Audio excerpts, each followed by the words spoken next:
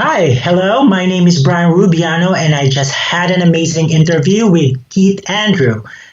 He's an amazing guy. He represents something that bigger than himself. His representation matters, and what he's doing is such an amazing thing that everyone should actually watch him and follow him.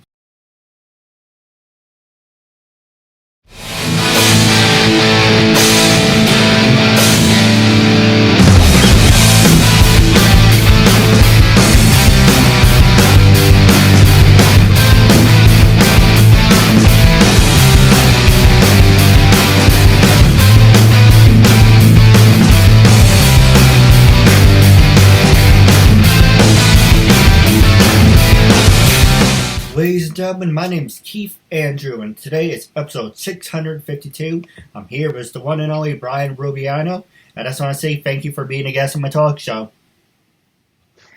You're welcome. Thank you. It's actually a pleasure for having me over, actually being one of your guests. No, absolutely. The honor's all mine. Now, for people who want to know what my talk show is about, whole point of my talk show is to show people that even with having a learning disability, I can still amount to something. And at the same time, I'm able to turn myself into an example for people out there dealing with any types of learning disabilities and disabilities to never give up and prove people wrong. Prove to them that labels do not dictate who you are and who you're going to be. And to prove to them is still out to something. So hashtag break the labels. Wow, I love it. I love it. As a healthcare professional, I think what you're doing is amazing. You are an example to everyone out there, to actually not even everyone. Like you are representing what needs to be represented. No, absolutely. And I do apologize if it echoes. I don't know why it's echoing, but it's Skype, so it's not going to be perfect. But The first thing I do want to start off is saying, for all our listeners on YouTube, go to youtube.com, make sure to like and subscribe to the KeithAndrewNetwork.com. We'll click the little bell icon to be notified when brand new episodes of the hit show Keith Andrew Network is now available. Also go to facebook.com, same name, Keith Andrew Network. So make sure to get on the bandwagon. Hashtag Keith Andrew Network. But what I was actually wanted to say to you, more importantly, is thank you for your service. You're welcome. Thank you so much. And for people who want to know why I say thank you for your service, is you are a Air Force veteran. And I know I always interviewed actors, actresses, models, and all that fun stuff. But I've been trying to get more law enforcement people, more veterans on the show. So the first question I want to ask you is, who motivated you to become a veteran in the Air Force? And is there anyone in the family who was in the Air Force or the Army?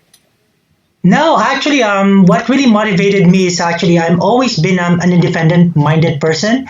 So when I graduated from college, I actually want to pursue more on what's out there. So I'm kind of like an adventurous kind of guy. So, and we moved to Hawaii. I'm an immigrant. So we moved to Hawaii. So one day I was just walking around. I was like, I'm going to try to let me see if I can actually join the United States Air Force. And then I took the test. I passed. And then, the next month, that was October of 2000. Next month, I was shipped to San Antonio, Texas for basic military training. And throughout my career in the Air Force, I became more involved as far as how beautiful this country is and how diverse this country and how much it can offer to anyone. So that's the reason why I actually what motivated me to actually join the Air Force. Plus, they will pay for my grad school. No, absolutely. And they said if you do join the Army or Air Force, they will pay for your college. Yes, yeah, they did. They pay for my grad school, yes. Yeah, the next question I was going to ask you is, do you have any family members that served in the Army? No, I'm the only one. Well, my dad actually fought with the Americans during World War II. So sort of in the military that time. I think, but that time they're actually getting drafted. So like you don't have any choice. So I'm the first one who volunteered. Well, it's always better to volunteer than be drafted. And while on the subject, my grandfather was actually in World War II. And I found out recently his father was in World War I. So I do have a couple of family members who served in the Army. Oh wow, that's amazing. That's great, and thank you for their service. No, thank you. Now, if you don't mind me for asking, you're Japanese or I'm what's, Filipino. no disrespect. No, that's fine. That's fine. Now, do you think, and because the next question I'm going to ask you is about filmmaking, Yes, and I'm going to ask you about stereotyping. When you yes, broke into the entertainment business, did you yes. have to deal with a lot of stereotyping? Yeah, unfortunately, when I actually I moved to New York 2007 to actually further pursue acting. So like I always get like typecast to like the Asian guy or the sidekick or somebody like basically like they put all the Asian people in one room and then even though it's for a Japanese role, they still like one. I always remember one audition that I had. They asked me to remember a script in Japanese. I was like, okay. So and then I'm like cutting sushi. It's like I really, you know what? It's a job. So, but it's changing nowadays. I think there's the more representation that you see as far as like how diverse the Asian community like is, the better it is, especially in the film industry. No, I agree with you. I give you a perfect example. 2 years ago, maybe a year ago, 2 years ago, I was talking to one of my guests about, they're talking about making a Mulan movie. And they're like, oh yeah, they want Scarlett Johansson to be it.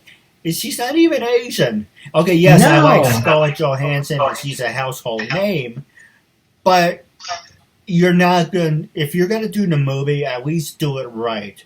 There's a exactly. lot of great Asian actors out there and actresses, just do it like that. I mean, yes, Scarlett Johansson, was in Marvel and it was in Avengers and she can Yeah, get money. But yeah, at the same time, Scarlett Johansson did a lot of movies that didn't really go anywhere. So it's like with Annie. I got so excited when they said, we're going to make a black Annie. I'm like, oh, about time. Because when I was yeah, growing up, I always said, wouldn't it be nice if they did an Asian version of Annie or a black version of Annie? And yes, unfortunately, they did it. But unfortunately, it wasn't the same movie. They just threw the script out. They came yeah. up with this crap film. And it's kind of like you just completely ruined it. Yeah, I totally agree. I think when you do something, when you have to actually portray some like a race or some like a culture, you have to do it right because you want to see yourself. I think for me, I always want to see myself in a film and something that actually represent me, not just like a stereotype of me. Because that's how I feel, and I think that's the reason why I decided. One of the reason why, even though I don't know anything about producing films, I decided, you know what?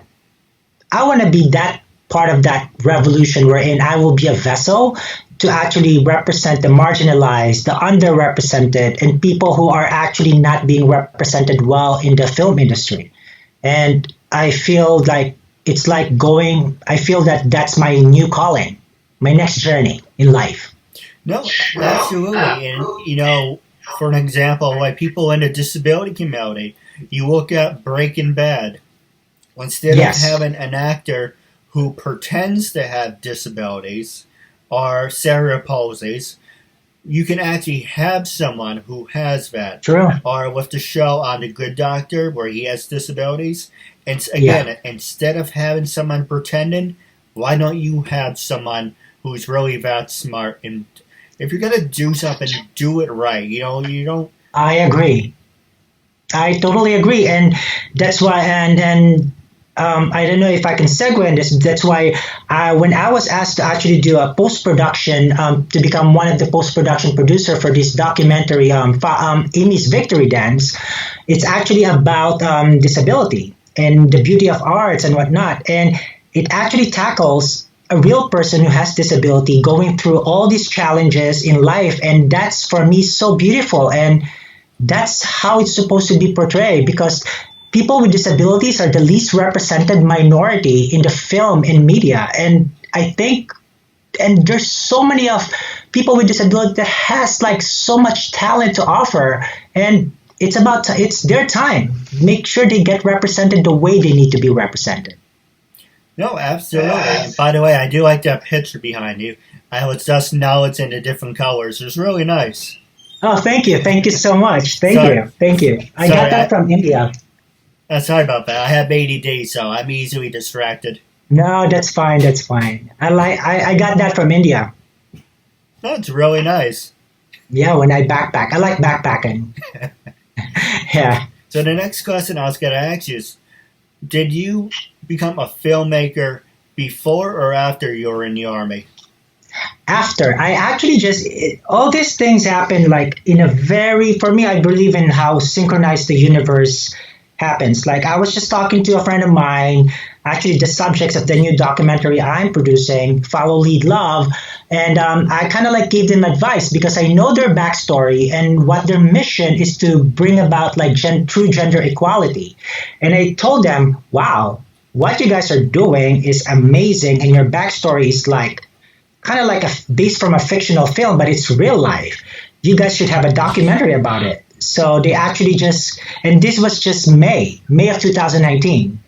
I was like very busy that time, like being in healthcare management as an occupational therapist and actually working as a traveling supervisor, clinical specialist. And then long story short, I came on board as a pretend producer, and now almost a year, I'm now like the real producer.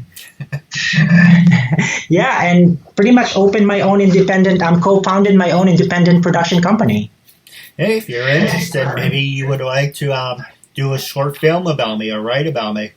Yeah, definitely. I love your story, and definitely I think your story is amazing. What you're doing is amazing. Well, let me put you on the spot because you bring that up. What about my story that catches your attention, and what do you think, or how can I tweak it to get anyone else's attention? Just be you. Your story is you. You're actually trying to optimize your overall quality of life. You're not just that. You are a good representation of what disability is all about, like disability towards ability, and there's so many venues for what you're doing, and this itself is amazing. Like you are being like authentically you, and that's basically what documentary is about, capturing the truth. And your truth will resonate so much, not only to with people with disabilities, but with the whole film and media, because you have an amazing story, and I don't even know your backstory yet, which is, but I think you have something going on that a story needs to be told. No, I agree with you. This June will actually be my 70-year anniversary. Before the whole Corona thing happened, I was supposed to have a party celebrate my 70 years, but I guess, hey, I waited this long, wait one more year, right? Yeah, exactly. You can have like the whole virtual party going on. Everybody's doing that nowadays. True, but then, I share the internet with my family, so it kind of cuts in, and I like actually to be interactive. So, hey, you know what? I waited 7 years to do this. I can wait one more year. It's not a big deal. But there you go. While on the subject, what is your opinion about the whole crisis that's going on, and how you doing? Are you hanging in there? Yeah, it's weird because I actually came on this. Again, I quit my pretty much stable and full-time job, not because I don't like my company. I love my company. I'm happy with my position, but I found my new calling right at the cusp of all this going on.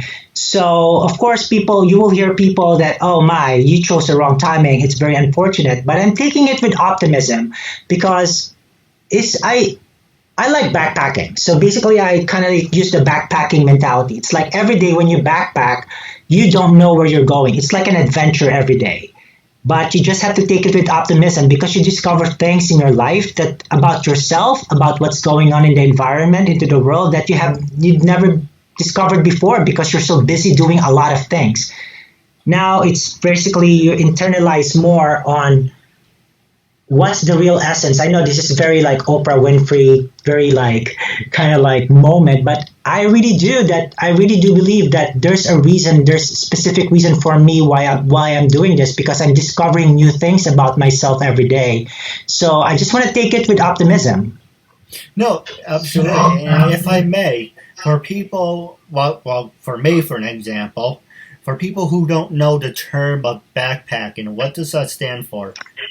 Oh, backpacking. So like pretty much like it's like you travel to different countries. You just carry one backpack, and then that's where you live off. Like, and then you travel from like places to places. For example, I like going to India. So I think last time I backpacked to India, I did it for almost a month. So basically, planned my travel from the north to the south of India. I take the train. I basically go from city to city every day, or I stay there for 2 days, stay in the hostels and whatnot. I love it because I discover more about humanity that way. I'm not like living the whole tourist life that I'm staying in a five-star hotel. I'm actually living in like very on a budget. It's like traveling on a budget. So the cheaper, the better. Yeah, the cheaper the better. And I actually met so many good people backpacking. And that's basically one thing that I love to do. Because of that, I met so many amazing, wonderful individuals all over the world by doing that. No, absolutely. Now we're going to take a quick commercial break. When we come back, I'm going to ask you about social media, and then I'm going to pass the show over to you. Party. Hey, I'm Laura Menino. Hi, I'm Deborah Jensen. I'm Linda Collins. Hi, I'm Marissa Joy Davis. This is Michelle Wong. And I'm Nancy Rose. My name is Brandy Hunt. And hello, my name is Raven Wynn. Hi there, my name is Giovanna Vidal. Hi, I'm Monica Thomas. Hi, I'm Paisley Blackburn. I'm Ashley Burgess. Hi, my name is Jeanette Abney. Hi, I'm Sharon Spank. Hey, this is Samantha Moore. Hi, I'm Melody Jones. Hi, my name is Becky Yee. Hi, you're watching the Keith Andrew Network. Ladies and gentlemen, I'm here as Brian Rubiano. This is episode 652. I just want to say thank you for sticking with us. And as long as you're having a great time, that's all that matters. Yes, of course. Yep. Now, the first question I want to ask you is social media. With everything that you accomplish from being a filmmaker, does your numbers dictate if you should be on Fox News, CNN, if your numbers should tell you if, okay, it's time to get a publicist? But at the same time, I know this has nothing to do with being in the Army, but does being in the Army give you that advantage as well? Well, as far as social media is concerned, I actually just kind of like gotten more involved about it because that's kind of like what's going on right now. Before my skill and my skill set is what actually takes me to the next level. And social media is just something that kind of like on the back burner. Like, okay, I have it, share pictures and whatnot. But it's now I kind of like utilize it. I utilize it in a good way to actually promote what I'm doing, the project I'm doing. But it's just recently that I actually started to become more involved about it. And of course, that can take you to the next level. That can take you to the next follower or whatnot. The more follower you are, maybe the more people actually resonate towards you. But at the end of the day, it's what you can offer as a person and what contents you have on a person-to-person basis. But with what's going on right now, with all this social distancing and all this like lockdown, social media is actually a good platform to put your name out there and to put your mission out there. No, absolutely. Now, I told you off the air where I work, but I won't mention it on the air. But yes. I actually went into my store yesterday, and they're like, oh, it was in the news how they put the little plastic thing around there so you don't get coughed on and you're in your real cocoon. So you're like, you're ringing because I'm a cashier. You ring in, you have no contact. Yeah. All you have is this in front of you. If you ask all you need to go, pick-a-boo. It's like, then you can like cough around the machine or the glass. I'm like, how is that supposed to protect you? But then they have tape on the floor. I'm like, you know what?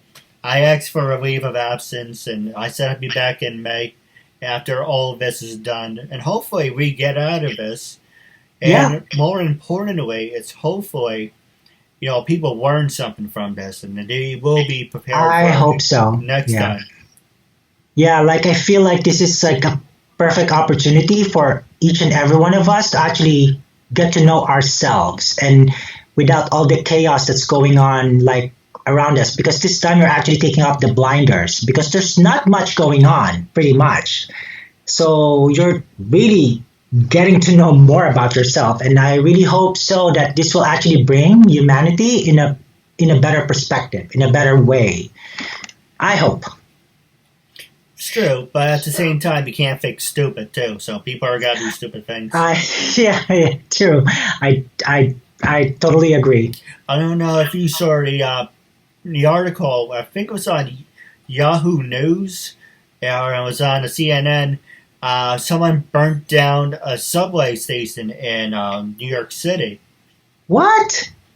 And that's what I'm talking about. You can't fix stupid. It's like with everything going on, you have some shithead that goes off and does something like that for absolutely no reason whatsoever. Such unfortunate. It's so unfortunate for people to actually do that, especially nowadays. And yeah, you're right. You can't fix those at times. Like it's sad. But let me ask you, how are you handling being quarantined? Well, I do a lot of work. Like I've been applying for grants for like the documentary I'm producing, kind of like looking at all emails, apply for unemployment, and then make sure the small business that I'm actually working on, we can look at what benefits we can do. And of course, actually, I'm keeping in touch with people that I haven't kept in touch in a while. So it's actually good that they bring us all closer together in a way that you can't imagine. So, yeah, just pretty much keeping myself busy working from home. No, absolutely. It's funny, but it isn't funny. But passing the show over to you. As people who say they're anti-social and they stay home, they watch movies. And they're like, well, this is nothing new to me. Yeah, you're right. Exactly. So it's weird because I think I already have I think it's the military in me. It's like always structured. I already have an agenda. The next time, the next day, this is what I'm going to do and whatnot. So I'm going to spend this much hours to work on this. And then I'll enjoy myself. No, absolutely. Now, passing the show over to you. Was the last 8 minutes and counting. Was there anything you wanted to talk about? Anything you wanted to promote? This is your time. Oh, right. Yeah, sure. So one of the film that I actually came on board as a post-production producer, the title is Amy's Victory Dance. It's actually about Amy Jordan, who was hit and ran over on May 1st of 2009 by a 15-ton New York City Express bus. It's actually directed by Emmy Award nominee and award-winning director Brian Thomas. And it actually is an official selection for Real Abilities New York Film Fest, which actually is a film fest catered to people with disability. And they're like the biggest one in the world, as far as I know. And we're actually going to be doing a virtual screening on April 5th at 7:30 p.m. So just check out realabilities.org/Amy's Victory Dance to get your tickets. It starts at $5 for virtual screening. No, absolutely. And actually, you brought up something very interesting. You talked about theaters. I don't think anyone's going to any movie theaters anytime soon, to be honest. Yeah, I know, exactly. So that's why virtual screening and kind of it's going to be a while since for people to actually go see a movie in a theater. And I think, right, but we're kind of fortunate right now because we have the digital streaming, the film. We can actually do all that, Netflix, all that thing that we can actually watch on the comfort of our home. So it's very, very important for me, for people who can actually afford it or who has the means and resources to actually support the film business industry, because their art and their projects are the one that we're actually watching right now when we're bored. This, like you as being creative and being an artist, these are like important that needs to be supported more than ever, because without this platform that we have right now, I don't know what's going to happen. Imagine if this happened like 50 years ago. Hey, I can do one better. Imagine if this happened 20 years ago. Just Exactly. Imagine the suicide rate. Oh my gosh, exactly. So so I'm pretty excited about this because I came on board with this one because I believe in the arts and the healthcare needs to be merged. I believe in the fusion of arts and healthcare. So Amy's Victory Dance is one of the thing that I kind of like came on board as post-production producer, but the movie that I'm actually producing right now is Follow Lead Love, and it's about like it's a film that will transcend beyond the world of dance, and it's actually a film that will tackle the nuances of our current social and cultural climate, like inclusiveness, female empowerment, diversity, acceptance, equality. So I'm kind of excited with that, and we are actually on fiscal sponsorship as far as like contribution through Fractured Atlas. That's an organization that supports artists. So just look it up. It's on under Fractured Atlas / Follow Lead Love if you want to make a contribution to help us complete this film. No, absolutely. And in a nice kind of way, if you want to look at the bright side, at least it's almost summer. So you can, even if you're quarantined, if you have a backyard or a porch or a terrace, you can sit outside. Imagine if, God forbid, this was still happening during the winter and you have a foot of snow and you're in your house. Oh my gosh. I know. I can, like, at least like you can look outside. Oh my, the sun is out. It's pretty amazing and whatnot. So it gives you that hope. That hopeful feeling, like you can see like some of the trees are like, like flowers blooming and all that. So it's better than it could have been worse. It's true. Yeah. But so it's funny. That's why I didn't mean to interrupt. No. Go ahead. It's funny, but it isn't funny. Guess what store's doing a lot of business for some reason? What? Gun store. What? Yeah, there's a gun store that opened in town, and the first thing to go was toilet paper, paper towels, and the gun sales were for the loop. It's like, unless you're gonna shoot at your ass to blow the crap off. That's just ridiculous. I don't know. Like, oh, you're protecting your toilet paper. I don't get it. Like, I really don't. Like, why are you buying gun instead of like actually buying food or something that's essential? But maybe for them that's an essential. It's necessity. I don't see it. But again, each his own. It's true. It's like, hey, what are you having for dinner? Toilet paper. And for dessert, we're gonna have paper towels. I know. Imagine that. Like those are like investments. I should have invested to like this Purell toilet paper company. These are like banging right now. If you're actually invested in this company, especially hand sanitizer, they're probably just raking in the money. I know, it's so hard to find hand sanitizer nowadays. And I was working in healthcare. Hand sanitizer is like all over the place. Now it's like, oh my gosh, you cannot even like. It's like, oh no. It's like it's like a luxury to have hand sanitizer nowadays. Oh, absolutely. And unfortunately, I was listening to the news, but they said January, April will be the highest month. It's supposed to be really bad, and it's supposed to dip after this month. So, knock on wood, the sooner this is over, the sooner there's a vaccine and medicine, the faster things will go back to normal. It will take time, but Yeah, I think the sooner, like, you just have to make sure we listen to the medical professionals, and they're the hero. they're actually the hero right now. It reminds me of like they're the first line of defense of what's going on right now, and I really salute them all. And this is an amazing. This what they're doing is courageous. No, absolutely. Now, I do have a couple questions for you off the air. By Sure. wrapping up our talk show, how can people follow you on social media? Are you on Facebook, Twitter, Instagram, LinkedIn? For Instagram, it's going to be at Mr. Mr. Brian Rubiano. And then for same thing with Twitter, it's at Mr. Brian Rubiano. And then for Facebook, it's Brian Rubiano. And then for YouTube, sometimes I go like put out some video blogs. So it's also at it's Brian Rubiano. So everything is Brian Rubiano actually. You know, it's funny because I was actually talking to one of my siblings. They said all your social medias should be the same exact name and should have the same exact message.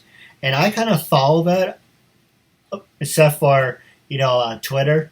Twitter has my first and middle name, but it has the same message. So I try to keep it to the same point. You look up KeithAndrewNetWork, right? Okay, talk show host with disabilities. It isn't like, KeithAndrewNetWork, superstar. And they're like, aren't you supposed to be a talk show host? What does superstar have to do with anything? So it's good to keep the flow of having everything together than having it all over the place. And that's the same thing with my LinkedIn. It's Brian Rubiano. So pretty much everything is Brian Rubiano except for the film because we have the social media handler on Instagram for the film I'm producing Follow Lead Love, which is at Follow Lead Love. Yep. So like this, we put out like the behind the scenes, anything that related to the film about that film. So yeah. No, absolutely. Now, my last question for you, wrapping up, is I want you to be brutally honest. Sure. When I first approached you to be a guest on my talk show, what was your first honest opinion when you got the message? What made you say yes? And how do you feel now? Would you recommend it to other people? Oh, honestly, I have to look because we message each other on. I actually messaged you first. I remember on LinkedIn. And then, but I have to look at your profile and what you're saying. Oh my God! Like this is again, I'm a healthcare professional, and I'm also like in the arts and whatnot. I was like, wow, this is like my vision of what like you epitomizes like arts in healthcare, and that's why when you said like, oh, definitely, I will go get interviewed by you, and I'm kind of excited. I'm actually looking forward to actually get interviewed by you, and believe me, I'm pretty amazed how you actually structured all these questions that you have. And how did you do that? Do you also have to research the person or? For the most part, for an example, on a card, I would just put down the highlights. Army, filmmaking. I guess I had yesterday, his name was Jim. He was in the Army, Air Force. He was in the Army, actor, singer. So I would pick like 4 main things that pop out at me. Then we're going to start with the easy questions, and then we're going to go with the hard-hitting ones right afterwards. Yeah, wow. Yeah, so I'm not disappointed at all. I'm actually honored to be interviewed by you.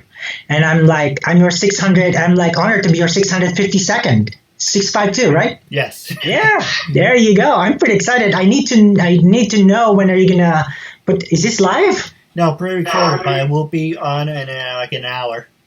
Oh, awesome. Yes, I would like to broadcast this to everyone that I know. I think this is an amazing platform, what you're doing. It's again, a lot more people should actually watch you and actually see what you're doing. And you represent something bigger than yourself. I know this is can be a little bit again, kumbaya moment, but you are representing something bigger than yourself. You are a representation of what needs to be represented nowadays. Nope, absolutely. Now, I do have a couple questions for you off the air. But wrapping up our interview segment, it was a real honor and privilege having you as a guest, and I'm looking forward to part 2 down the road. Awesome. Likewise.